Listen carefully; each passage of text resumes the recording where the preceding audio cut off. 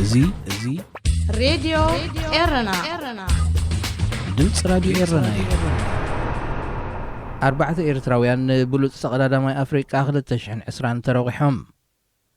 قدامي منيستر إثيوبيا بحيالو مرحت هاجراتن أهجراويان ودباتن نزقرب زلو ترجعامن أي سلام تصويت نتيجو جيبوتي مس إسرائيل زمدنا كم زيت مسرت بريزيدنت إسماعيل عمر قال لفليتو أرسات زيناك تكتاتلو تنحكم كبرات سمعتنا زرزرات يغتصل أربعة إيرتراويان تقدادمتي نشلمات بلوت استقدادامي أفريقيا 2020 تحتيهم نزيب ودبتي زور لا تروبيكال أميسا بونغو غابون عمتاوي زوهاب شلمات نخوصدو تمالسوني 10 تقدادمتي زتحتيو كغنون كلو 4 كابزم 10 إيرتراويان يوم أزم نشلمات بلوت ستساعتي أفريقيا تحتيهم زلو 10 تقدادمتي بينيام دبساي كاب كلب نيبو ديلكو وان بروفينس هنوك مولوبرهان كاب كلب انتيتي ياكوب دبساي كاب كلب لا كونتي غروباما اف دي جين ناتنايل تسفاتسيون كاب كلب اندروني جيوكارتولي سيدر ميكسنيوم مزم 4 تقدادمتي تولادي بوركينا فاسو بول داومونت إثيوبياوي هايل ميكائيل مولو دو أفريقاوي دارل إمبي كاميروناوي كلوفيس كامزونغ روانداوي موسي موغيشا ألجيرياوي يوسف رغويغوي تحتسيوم اللو إيرتراوين تولادرتي بينيام دبساين ناتنايل تسفاتسيونن كمون دو أفريقاوي دارل إمبي نايز عامت زي بلوت تتصاوتاي تباهيلهم كروكحو لعول تتصبيت تغير لهم زلو 3 تتصاوتيهم كرم حجي نزي كبرزي إيرتراويان تقدادمتي ناتنايل برهانة أب 2010 مخصب دبساي أب 2014 دانيال تغلايمانوت أب 2015 تصفهم عقبة مريم أب 2016 تعويتهم اليوم نشلمات بلوت تقدادامي أفريقيا دمصات بشماغلة بأبو أمبرنت حموش تجزي تشلامي بلجأ ماليا تور دي فرانس زغنة فرنساوي برنارد هيناولت التمرح كوينة أصلت أنتي دايركترات سبورت مرحتي غانتان أفريقاويانن إيروباويانن غازيتنياتات يركبوا قدامي منيستر إثيوبيا أبي أحمد بحيالو مرحت هاجراتن ودباتن نزغرب زلو تدغاغامن أي سلام تصاوعيت نتيجو زاغيت بدو أفريقيا وكيل حبرة أفريقيا بريطانيا حبرة إيروبان حبرات هاجراتن نزغربة نايزة تصاوعيت كم زي قبل زغلت قدامي منيستر أوشتاو قداي هاجرو نايكالوت هاجراتن ودباتن متتاو كم زي فكري ملكتو منقس إثيوبيا دحنت سلاموين سبات كحلو هتوت حاجز نابزد اليوم نخبات صح منقدتات كغفتن مقراس سوغسي بمواج نابزتك غربن وكيل حبرة إيروبا جوزيف بورل مسمغتل قدامي منيستر قدايات وطان إثيوبيا أتو دمك مكونن عبراس لسابز قبرو ركب تصويعو انتقونتي قدامي منيستر بتويتر أبزم محلال فوزلو تدقاقامن تمساسال الملغتات حوحات كي تدمسسن ملاء تقراي أب تحت غزت صوركي أتوتن اتكوينات دو كم زي بليز تكس مرحت حوحات إيدوم كهبو نزغربو ناي 72 ساعتات جزية دحرم الزامو بخلو شنغات ناب كتما مغلا متقعدتات كفنو كم زغل بوغن إثيوبيا يسمع مسرح سلام إسرائيل فلسطين صبغ كغتصل تزيكيلو جيبوتي مس إسرائيل زخون عينة زمدنا كم زيت مسرت بريزيدنت إسماعيل عمر قال لفليتو نسو مز أفريكا ريبورت تبهل ورحاوت تحتم ناي فرنسا مصحيت أبزكايلو قلمتيق إسرائيل نفلسطيماويان مسلاتهم حرما كم زلا وغيسو نسو بتوساقي تهاجر نسلام قربتي مهلاوا زرقاقت حنت سقمتي سناي دليت مترينا نحنا دما 10 سقمتين قربينا يلو انتقون إسرائيل مس فلسطين سلام نمقبار دليت زلواون آيت مسلن كبل دمديمو إسرائيل مس حبرات إمارات عرب بحرين سودان دحرز جمرتو تاريخاوي زمدناتات مس سعود عربن كال أفريقاوي تاقرون تمساسال مدب كم زلوايو كقلت صنيحو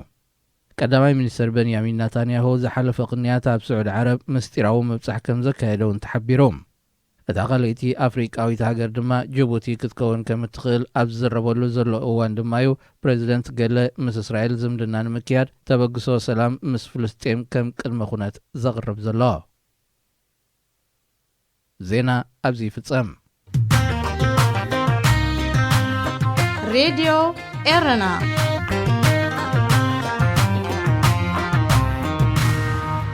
حدا كاب مسرتي بادما أبوك أنيازماج تسفى سلاسي كيدانة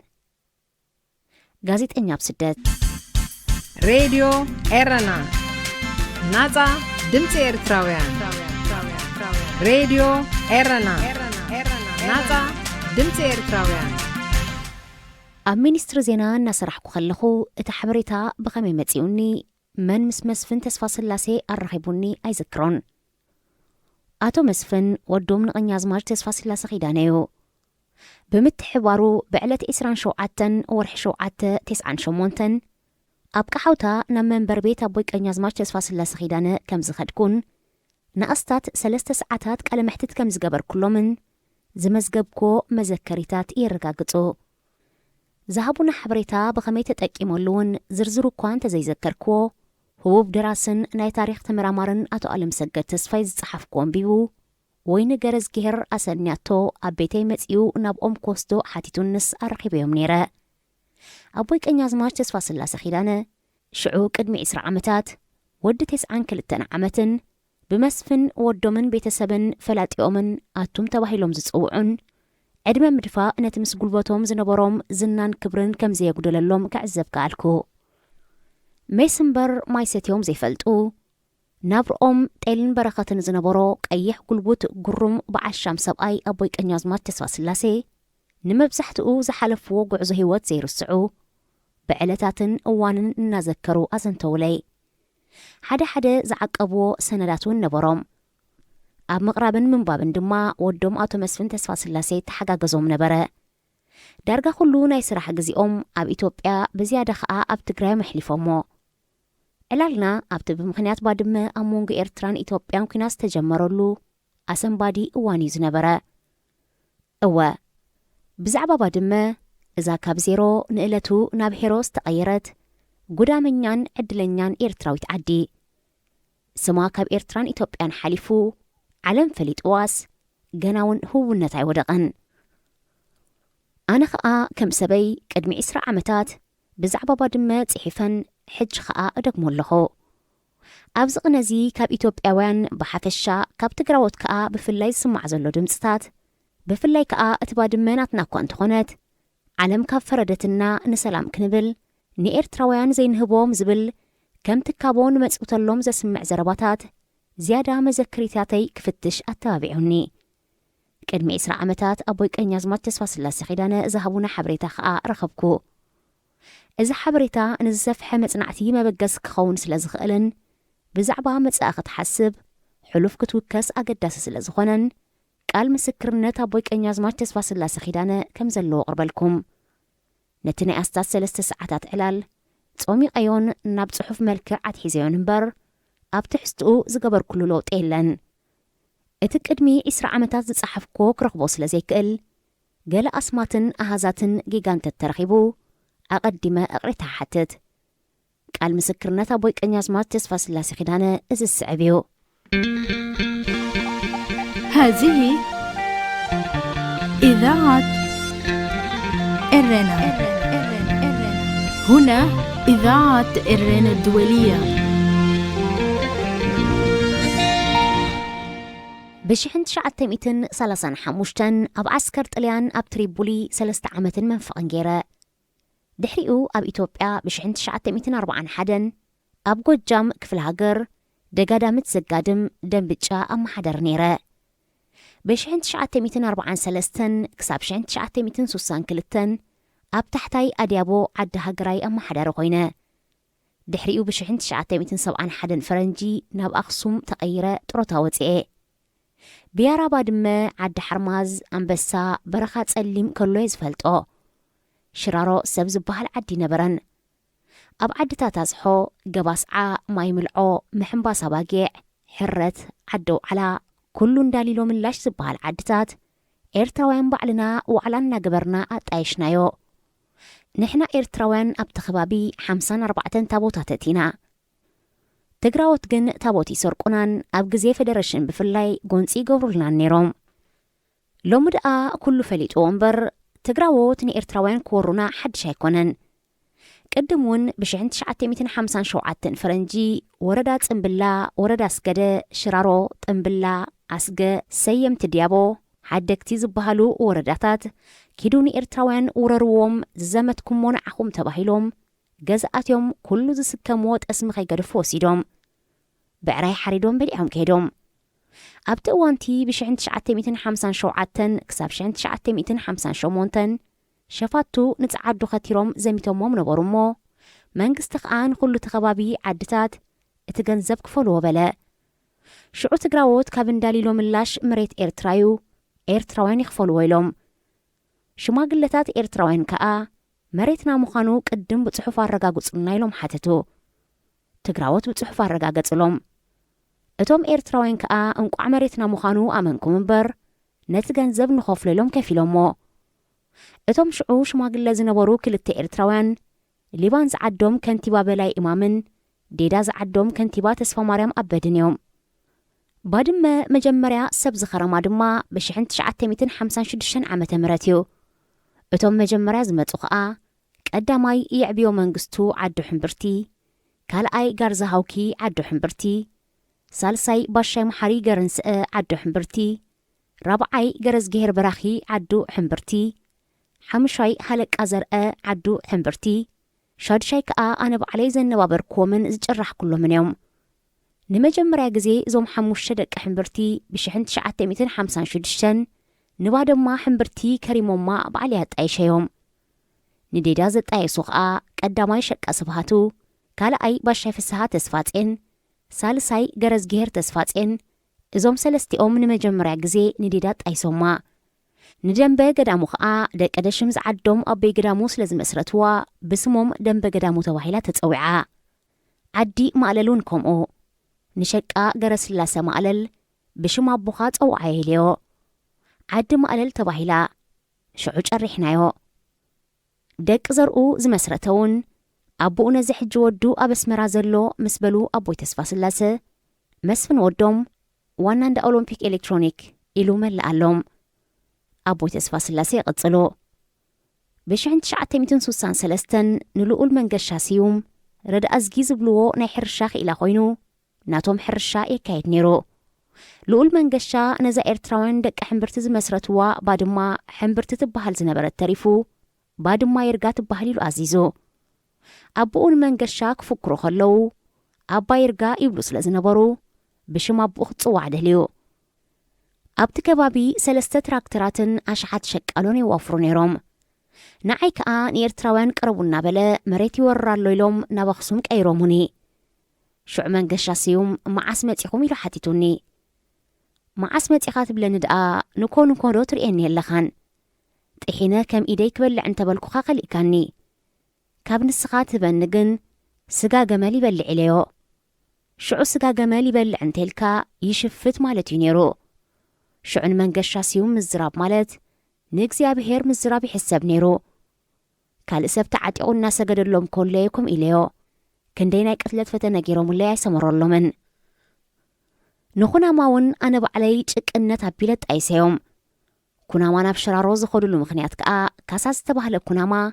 ሓርማዝ፣ ረዳ፣ ኪዳነ ማርያም፣ ለማ፣ ኣድያቦ፣ ሽዋ ዝበሃሉ ደቁ ነይሮሞ። ደቁ ንሽራሮ ኸይዶም ወዲ ሓፍቱ ንኻሳ ጠልያን ዝተባህለ ኩናማ ድማ ንሰይቲ ካሳን ንብረቱን ወሪሱ ንኣደም ተሰፊሩ። ኣብ ትግራይ ዝነበሩ ኩናማ ናብ ኤርትራ ክምለሱ ይደልዩ ነይሮም። ወያነ ይኽልክሎም ነይሩ። ነዚ ዝብለክ ዘለኹ መሐበረ ክኾነኪ ኣብ ሸኻ ወዲ ኹላላ ገዛ ካሳ ዝበሃል ቦታ ኣሎ። ብ1977 ክሳብ 1978 ወያነ ንባድመ ናትና ይኽብሉ ጀሚሮም። ብወርሒ 4/1980 ወያነ ዓጢቖም መጺኦም ምስ ጀብሃ እንሳልስቲ ኣብ ገምሃሎ ተዋጊኦም ወያነ ተመሊሶም። ብወርሒ 6/1981 ህዝባዊ ግንባር ንባድመ ሒዛቶ። ብወርሒ 3/1982 ከዓ ህዝባዊ ግንባር ንባድመ ንወያነ ረኪባቶም። ኣብኡ ዝነበረ ኤርትራዊ ናብ በዓል ሽላሎ ፋሒሉ። هذه إذاعة إرنا. هنا إذاعة إرنا الدولية. قدمون ኤርትራዊ ብዙሕ ግፍዒ ረኺቡ እዩ። 1967 ክሳብ 1968 ኤርትራውያን ዓሳውርታ ኣብ ሽምበሊና፣ ኣጽራጋ፣ ማይ ሓርማዝ፣ ኣዝሖ፣ ማይ ሓራውስ፣ ኣብ ርሒብ ባይታ፣ ጉቦ፣ ሆሆዬ ኩሉ ከባቢ ኣድያቦ ይቕመጡ ነይሮም። ኣብ ከባቢ ስገደ ከዓ ኣብ ሜይሊ ማይ ዕባራ ልዕሊ 1500 ዝኾኑ ዓሳውርታ ይቕመጡ ነይሮም። ንብረቶም ገፊፍኩም ስጎግዎም ኢሎም ክንዲ ኣንስቲ ኣብ መንገዲ እናወለዳ ሓጋይ ስለ ዝነበረ ከብቲ ዝብላዕ ሲኢነን ዝወደቐት እናገደፉ ዝኸደት እናሰዓብዋ ንዓበይቲ ወለዶም በጃኹም ኣጸጉዑልና እንተሞቱ ከዓ ቅበርዎም ኢሎም ገዲፎሞም ከይዶም 7 ዝኾና ነፍሰ ጾራት ዝነበራ ሞይተን 5 ዝኾና ነፍሰን ወፅኤን ደቀን ሞይቶም 3 ከዓ ደቀን ድሒኖም ንሰን ሞይተን ኣቦታቶም ንደቆም ብጀንቢል ተሰኪሞም ከይዶም ኣብ ማሸግሊ ከባቢ ውጋሮ ናይዞም ግዳያት ዘርኢ ገና ብህይወት ነዘረጋግጹለዉ ኬድ ክጣይቖሎም ገለ ግን ኣብ ከባቢ ጽራጋ ተቐቲሎም እዮም ባሻይ ናስሮ ዑመር ግዲ ዝበሃሉ መሰኻክር ኣብ ማሸግሊ ኣለዉ ከመይ ነይሩ በልዮም ካብቶም ሕጂ ዝዝክሮም ካብ ሜይሊ ዓሊሽም ካብ ኣጽራጋ ባሻይ ነስሮ ካብ ኣጽሖ ዓሊ ገደን ዑመር ገደን ካብ ሽምብሊና ሽፋዓሊ ዝበሃሉ እቲ ክፍዒ ዝወረዶም እዮም ብዙሓት ኤርትራውያን ታኒካ ማይ ከይልዓሉ መረበይ ሳግርዎም ነይሮም ብ1978 1979 ድሕሪኡን ክሳብ 200 ዝኾኑ ኤርትራውያን ብወያነ ተቐቲሎም ወሲዶም ከምዛ ናይ ሽላ ንደርሆ ዝገበራዮም ዝገብርዎም ነይሮም ሎሚ ንብረቶም ይወስዱ ኣብ ሳልስታ ነዛ ነብሶም የጥፍእዎም ሰብ ዝቐትልሉ ዝነበሩ ቦታ ሓደ ኣብ ወረዳ ሽራሮ ደደቢት ማይ ሓንሰ ክኸውን ከሎ ካልኣይ ኣብ ወረዳ ዓደው ዓላ ሓሸንገ ዝበሃል ቦታ እዩ ነይሩ ደም ሰብ ተኻዒዶ እድቀስ ኮይኑ ሽዑ ዝሓዝክዎ ናይ ገሊኦም መዝገብ ኣሎ ኣስፋሃ እምባየር ዓዶም ደንበላስ ካብ ሽረይ ተርኢ ወልዲ ኣብ ስብሃቱ ጎሎም ዓዶም ኣኼት ካብ ሽረይ ተርኢ ገረንቺ ኤልገረሞ ዓዶም ደቂቲ ዓስ ካብ ሽረይ ተርኢ የሽ ወንድም ገብረ የሱስ ዓዶም ዓዲስ መሩ ካብ ዓዲ ሃገራይ ብርሃነ ዓባስ ዓዶም ደንበላስ ካብ ዓዲ ሃገራይ ገብረ ክርስቶስ ጸጋይ ጉርጃ ዓዶም ደንበላስ ካብ ዓዲ ሃገራይ ጸጋይ ወልዳይ ዓዶም ደንበላስ ካብ ዓዲ ሃገራይ ገብረ ጻድቕ ጸጋይ ዓዶም ሊባን ካብ ዓዲ ሃገራይ ቀሺ ተወልደ ገረስላሴ ኺዳነ ዓዶም ጽልማ ካብ ወግሪ እኽሊ ቀሺ ጽገ ማህደረ ዓዶም ደንበላስ ካብ ሽራሮ ሃለቃ ዕቑበ ደበሳይ ዓዶም ዓዲ ገብራይ ካብ ሽራሮ መንግስቱ ተሰማ ዓዶም ሰራዬ ካብ ዓደው ዓላ መሓሪ ተሰማ ዓዶም ሰራዬ ካብ ዓደው ዓላ ወዲ ዳሊሽ ዓዱ ኻላ ካብ ዓደው ዓላ ነጋ ካሕሳይ ሃይለ ዓዶም ደንበላስ ካብ ዓደው ዓላ በላይ ካሕሳይ ሃይለ ዓዶም ደንበላስ ካብ ዓደው ዓላ ጓል ስማዚ ሓስክዋ ጓል ካሕሳይ ሃይለ እዞም 3 ደቂ ካሕሳይ ሃይለ ኣሕዋትዮም ተኽለ ዕቑባ ስላሴ ዓዶም ደቂ ሽሓይ ካብ መንጠብጠብ ሓኒታ ጽገ ገብሩ ዓዶም ዓዲ ኸፈለት ካብ ዓዲ ገብራይ እዚኦም እቶም ዝዝክሮም ብወያነ ዝተቐትልዮም ንብረትና ተወሪስና ጥራኢድና ዝተረፍና ከዓ ብዙሓት ኢና ናተይ ሓኒት መኪና 200,000 ዝግመት ንብረት እኽሊ 5,000 ካሬ ሜትር ምስ 8 ዝካረ ገዛውቲ ኣብ ዓዲ ሃገራይ ዝነበረ ንብረተይ ኩሉ ወሪሶሞ ኣነ ቅድሚ ወያነ ምምስራቱ ጥሮታ ነይረ ካብ ዓራት በቐረይ ዛሒዞሙኒ ኸይዶም 2 ወርሒ ምስ ተኣሰርኩ ከይትወፅእ ኢሎሙኒ ሃዲመን ኣብ ባድመ ኤርትራ ኸይደ ካብ 1979 ክሳብ 1982 ኣብ ባድመ ነይረ ባድመ ወርሒ 3 1982 ህዝባዊ ግንባር ንወያነ ምስ ሃበታ ናብ ኣስመራ መጽአ ናይ ዝወደይ መስፍን ተስፋ ስላሴ ልዕሊ 150 ኩንታል ጣፍ ዳጉሻ ዕፉን ናይ ገዛ ንብረት ብምሉኡ 20 ዝኾና ጣል 3 ኣእዱገ ገመል 20 ከብቲ 2 ክፍሊ ገዛ ኩሉ ተወሲዱ እዚ ሕጂ ኣብ ኣስመራ ዘሎ ኣእምሮኡ ሲሒቱ መጽሓፍቲ ተሰኪሙ እናዘውረ ክርስቶስ ክወርድዩ ሳዋ ናይ ክርስቶስ ከተማያ ኣብኡ ክኸይደ ይብላሎ ዝበሃል ዘሎ ዕቑባ ግርግሽ ስብሃት ለኣብ ዝተባሃለ በዓል ደቂ ሽሓዮ ኣብ ሽራሮ ገዛውቲ ከብቲ ካልእ ብዙሕ ንብረት ነይርዎ ወያነ ኣሲሮም ቀጥቂጦሞ ድሓር ሃዲሙ ናብ ህዝባዊ ግንባር ናብ ከረን ከይዱ ብኣጌራ ንፋስ ኣትያቶ ሰበይቱ ጥራይ ኢዳ ተሪፋ ሕጂ ኣብኦም ሓጀር ሻሂ ፍሊሓ ደቃትና ብላ ጽገ ተስፋጽን በዓልቲ ቤት ሓኔታ ጸጋይ ሓይልንክኤል ኣብ ዓዲ ሃገራይ ወዳ ቀቲሎም ንብረት ኣውሪሶሞ ሃብታ ክዘርፍዋን ከለው ጓል 80 ዓመት ነይራ ኣረጊቴ ክሰርሕ ኣይክእልኔ ገዛ ሃቡኒ ኣካሬ ክበልዕ እንተበለቶም ወያነ ለሚን ክብል ዒሎማ እናለመነት ሞይታ ሊባን ዝዓዱ ገብረ ንጉስ ቀሺ ዓመፀት ኣብ ሽራሮን ዓዲ ሃገራይን ዝነበረ ንብረቱ ተወሪሱ ጥራኢሉ ተሪፉ ዓዱ ኻላ ዝዓዱ ገረንስአ ገብረ ህይወቱን ከምኡ ኣብ ሽራሮ ዝነበሮም ንብረትን ገዛን ወሪሶሞ ወያነ ንተቐማጠ ኣድያቦ ናይ ኢድዩስ ዓብይሎም ኣይኣምንዎን እዮም ነይሮም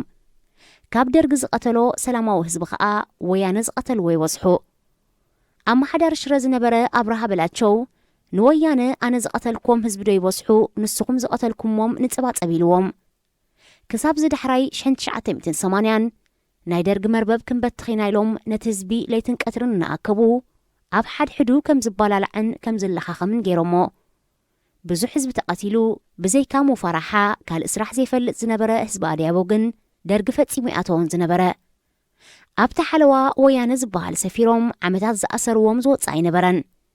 ቀዋሚ መእሰሪ ቦታ ስለ ዘይነበሮም እቶም ዝተኣስሩ ኣበይ ከም ዘለዉ ኣይፍለጡን እዮም ነይሮም ከም ዝናትና ዝሃደሙ ከዓ ነይሮም ህዝቢ ክሳብ ዝድሓር ነቶም ዝተቐትሉ ተስካር ክንገብረሎም ንጎርናይሉ ይሓትት ነይሩ ዳሓር ዋዕላ ገይሮም ማለሊት ዶ ገሌሎም መቕታል ህዝቢ ጌጋ ነይሩ ክጻረዩሎም ንሰምዕ ዝኣኽለን ጥሒነን ብኣለማርያም ይብላናዩ ናይዚኦም ሓርነት ሰብኡት ጀጋኑ ግን ብጊሓት እዮም ፈሊጦሞም ንሶም ሱዳን ከኣተዉ ከለዉ ኩሉቲ ኣብቲ ከባቢ ዝነበረ ሰብና እሕሕ ዝብለሉ ነይርዎ ወዮ ፍቕሪ ስለ ዝጸንሓኩም ግን ናይዚኦም ተግባር ተኸዊልኩም ጸኒሑ በሉ ደሓን ዋላ ዶንጊዩ እንቋዕ ሕጂ ገጽ መለስኩም ሬድዮ ኤረና ናጻ ድምፂ ኤርትራውያን መደብ መንስያት ኣብ ሬድዮ ኤረና ሰላም ስኸበርኩም ሰማዕቲ ሬድዮ ኤረና ብሓፈሻ ብፍላይ ከዓ ተኸታተልቲ መደብ መንስያት ከመይ ትቕንዩ ሓሙስ ኮይኑ ንዓኹም ይኹን እዮም ዝበልናዮ መደባት ሒዝና ኣብ ሰዓትና ተረኺብና ኣሎና ክሳብ ፍጻሜ መደብና ምሳና ክትጸንሑ ብኽብሪ ዝዕድመኩም ኣኽበረት መሓሪኤ ሰናይ ጸንሖት መደብ መንስያት ኣብ ሬድዮ ኤረና ካልኣይ ጽፍዒት ማይ ዓይኒ ካብ ጎንደር ንወገን ሰሜን በቲ ጸዳፍ ሰሜን ተራሮች ተባሂሉ ዝፍለጥ ነቲ ክትሪኦ ጥራሕ እኳ ዘርዕት ሊማሊሞ ሓሊፍካ ድሕሪ ናይ ሓደ መዓልቲ ጉዕዞ እትረኽባ ቦታ እያ ብወገን ትግራይ ድማ ካብ ሽረ እንዳስላሰ እንዳባጉና ሓሊፍካ ናይ 4-5 ሰዓታት ዝኸውን ድሕሪ ምጓዓዝካ ትርከብ ናሓሰ 2012 ኣብታ ካብ ጎንደር ተበጊሳ ሒዛትኒ ክትጓዓዝ ዝወዓለት ኣውቶቡስ ኮይነ ንማይ ዓይኒ ብማዕዶ ርአያ ነይረ ኣብ ኣስመራን ከለኹ ብዛዕባ ማይ ዓይኒ ብዙሕ ሰሚዐ ስለ ዝነበርኩ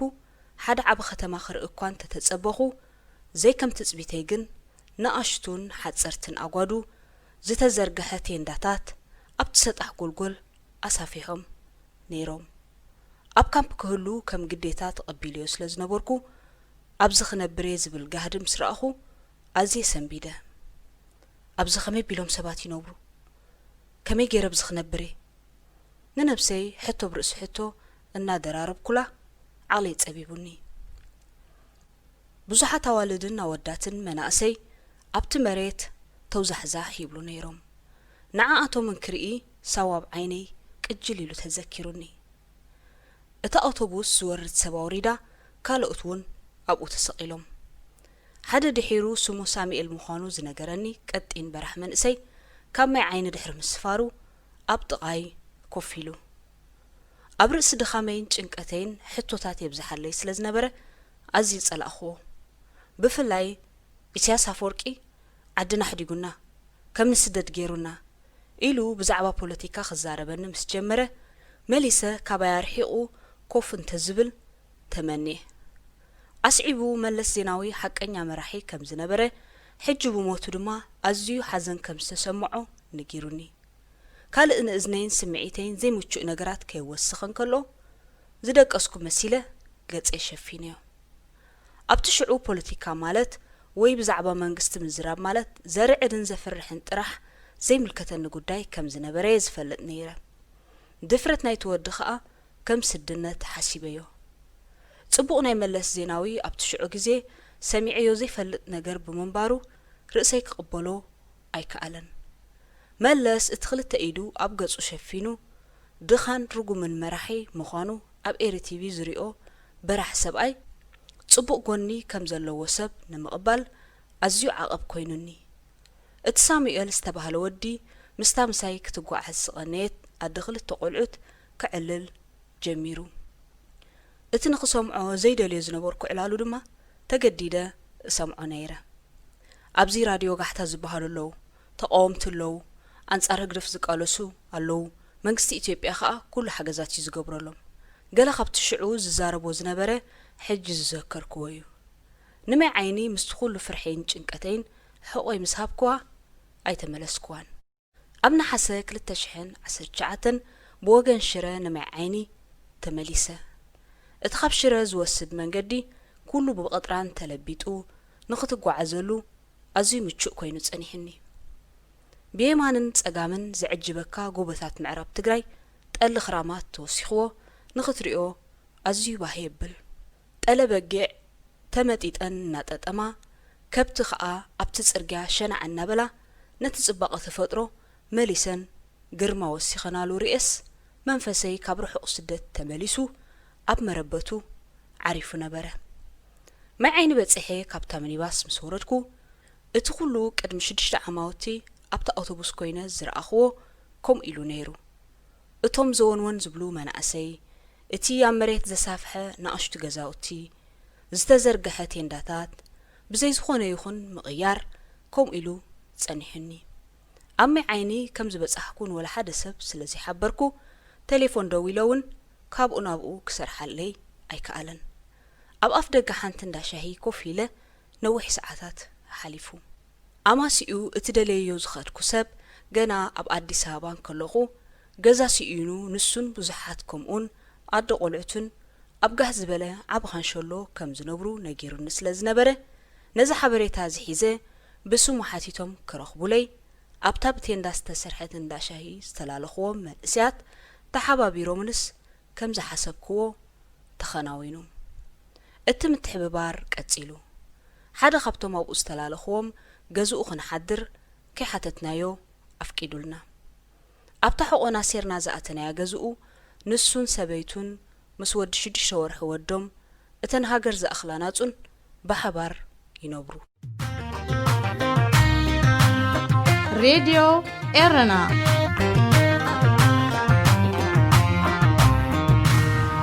ናብ ማይ ዓይኒ ዝኸደኒ ጉዳይ ከሳልጥ ስለ ዝነበረኒ ካብታ ገዛ አንጊሄ ወፄ መሬት ወገጊሉ ፀሓይ ብወገን ምብራቕ ካብቲ ደመና ክትወፅእ ከላ ኩሉ ሰብ ከካብ ዝሓደሮ ጎዳጉዲ ኣብቲ ማይ ዓይኒ ሰንጢቑ ዝሓለፍ ጽርግያ ወረር ክብል ትርኢ ኣብ ማይ ዓይኒ ኣብ ገዛ ካብ ክትህሉ ኣብ ደገ ምህላው ኣጸቢቑ ይፈኽሰካን ውሕስነት ይስማዓካን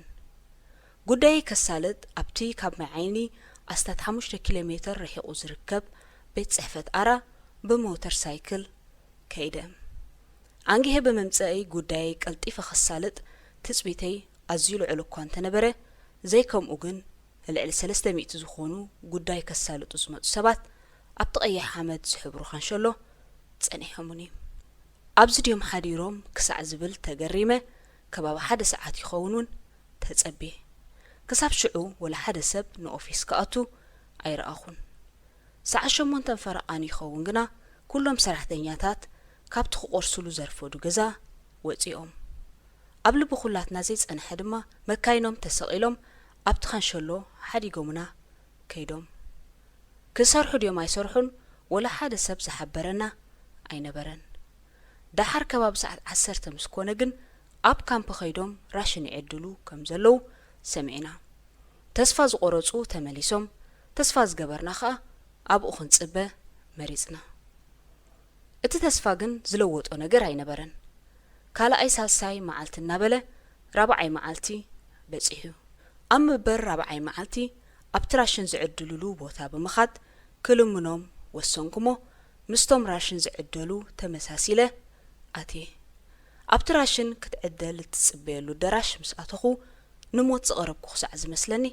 ዓቕለይ እኩት ኢሉኒ ሪጎኦም ወይ መስርዖም ንኽሕልው ተባሂሉ ብዓቐን ሓደ ሰብ ተገሚቱ ልክዕ ከም መንገዲ ጻጸ ንኽትስራዕ ኣዝዩ ጸበብቲ ኮረዴታት ተሰሪሑ ካብታ ዝኣተኻላ ክሳዕታ ጫፍ መውፅኢት ካብ ጫፍ ንጫፍ ልዕሊ 20 ግዜ በተጸበብት ካናላታት ክትመላለስ ኣለካ ነጢርካ ከይትሰግሮ ኣዝዩ ነዊሕ ሬተ ተዘርጊሕሉ ኣሎ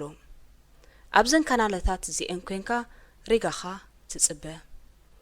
ኣብ መንጎቶም ኩሎም ዝጽበዩ ዝባኸነ ሕልምታት ዝማህመነ ንእስነት ተስፋ ዝቆረጸት ህይወት ኢዶም ዝሃቡ ጥበባውያን ኣብቲ ዝቐፍዘዐ ገጻቶም ከተንብቦ ከቶ ኣይትሽገርን ዓቕሎም ጸቢቦም ኣብ ሕቑፍ ዴታቶም ኮይኖም ጨቕ ዝብሉ ህፃውንቲ ኣዲኦም ትቑፀሮም ካብዚ ኩሉ ዝተሳእኖ ግን ሓደ ነገር ኣይትስእንን ንሱ ከዓ ህይወት ምስ ስደት ተሓባቢራ ኣገልዲማ ትካንከላ ሃገር ኣላትና ክንምለሲና ወይ ከዓ ናብ ዝሓሸ ህይወት ምስ ስግጋር ዝብላ ቃላት ካብቲ ዝነበርኮ ኣርሒቐን ኣይነበራን እቲ ብፍላይ ካብ ሃገራት ምዕራብ ኬድካ ክትሪኦ ምስ ገሃን ነብሳት ክተወዳድሮ ዝቐልል ናብራ ማይ ዓይኒ ብሓፈሽኡ ከዓ ስደተኛ ኾንካ ኣብ ማዓስከራት ካልእ ተወሲኽዎ እንክትሰምዕ ህይወት ብኻልኣይ ገጽ መናእሰይ ኣሕዋትና ትጸፍዖም ከም ዘላ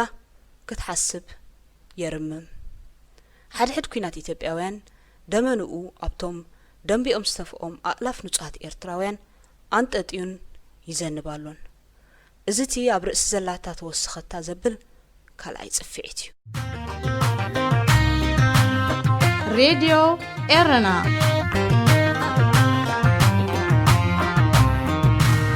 ዝኸበርኩም ተኸታተልቲ መደብ መንእስያት በዛ ኣጋጣሚ ኣብ ማዓስከራት ኢትዮጵያ ኣብ መንጎ ኺናት ተቐርቂሮም ብኹሉ ዓይነት ስግኣትን ማሕበራዊ ሕጽረትን ተዋጢሮም ዝርከቡ ልዕሊ 100,000 ኤርትራውያን ሽግሮም ኣብ ማሕበረሰብ ዓለም ንኽስማዕ በብ ዘለናዮ ድምፂ ክንኮኖም ነዘኻኽር ልዕሊ 100,000 ህዝቢ ማለት ሃገር እዮም ናቶም ዘይደሓን ናይታ ኩሉ በብዓቕሙን በብዝተረድኦን ካብ ኢድ ዓማጺ ከድሕና ዝቃለሰላ ዘሎ ኤርትራና ዘይደሓን ማለት ስለ ዝኾነ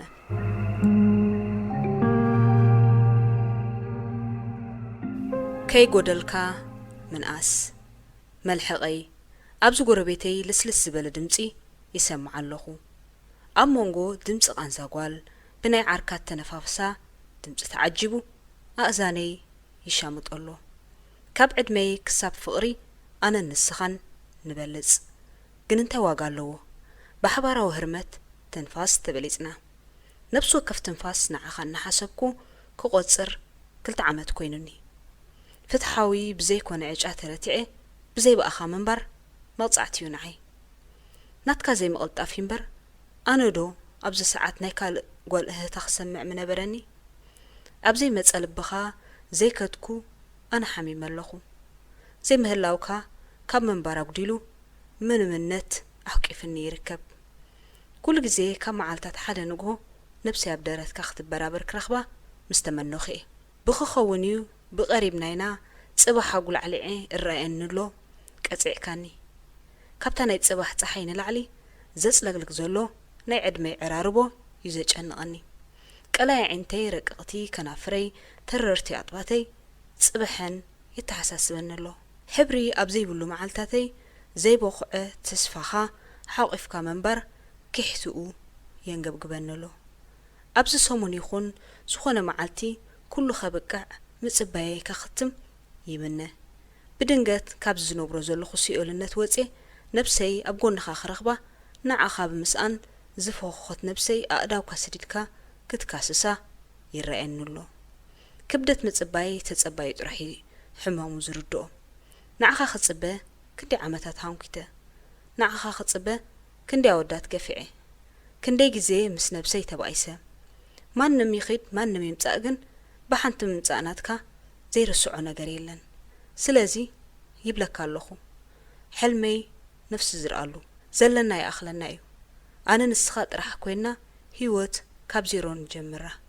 መልሐቐይ ጸሓፊት ሶልያና ካሕሳይ